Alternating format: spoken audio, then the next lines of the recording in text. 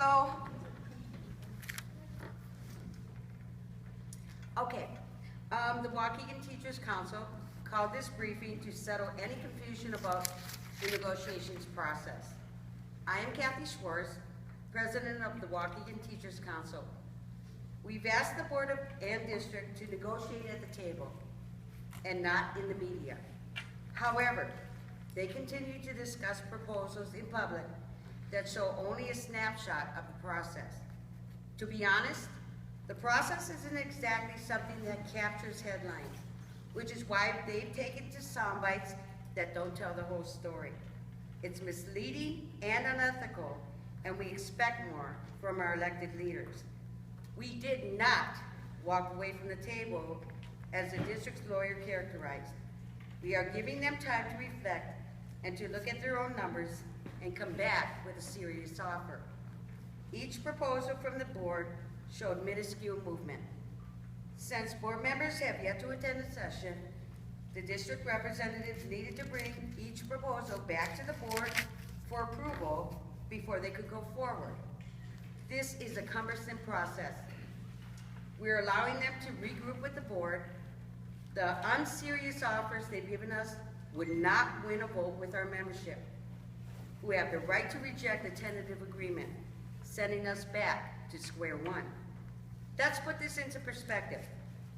The last proposal from the board showed movement of 0.1%, which would cover about a few cups of coffee a week for many of our members. But let's be clear, this is not about the money. There's a $37 million surplus. This is about breaking the will of the teachers and teaching us a lesson in a way that we would never do to our students. The board cannot honestly think that our members are continuing this strike over a 0.1% raise. The board canceled health insurance for our teachers, some of whom are battling catastrophic illnesses. Why would they endure having no health insurance in hopes of a few more cups of coffee a week? We have members on chemotherapy who will be on the hook for tens of thousands of dollars without insurance. It is abundantly clear at the board meeting Tuesday night that the teachers are united and that the community has our backs. It was also clear that the community is outraged at the Board of Education. Many of the board members, including Board President Anita Hanna, will be up for election in 3 years. It cannot be a coincidence that the board, through the district representatives, is pushing for a 2-year contract. We conducted a listening tour this morning of picket lines to talk to our members and the communities who stand in solidarity with us. There was much talk about running school board candidates in the upcoming elections against incumbents on the board. If this were to happen, we would be negotiating our next contract with board members who truly represent the voices of Waukegan and maybe even be present at the negotiations table. We demand the board to come back to us with a serious proposal.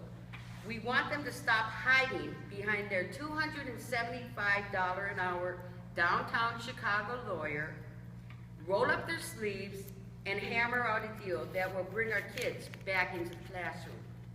A long-term plan for improving Waukegan's economy includes a solid investment in its schools. To continue to pay teachers far less than neighboring districts forces experienced teachers to flee to other districts. As teachers retire, the best and brightest teachers of the next generation will not consider teaching in Waukegan.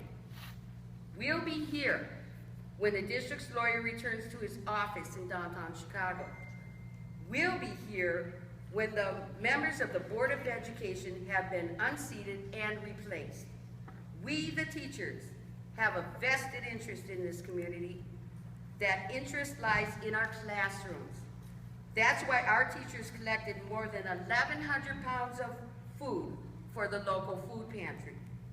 We want to see the children of Waukegan prosper. As I stated earlier, this is not and has never been about the money. It's about respect. Respect for educators and the community that we serve. Thank you. And now we have time for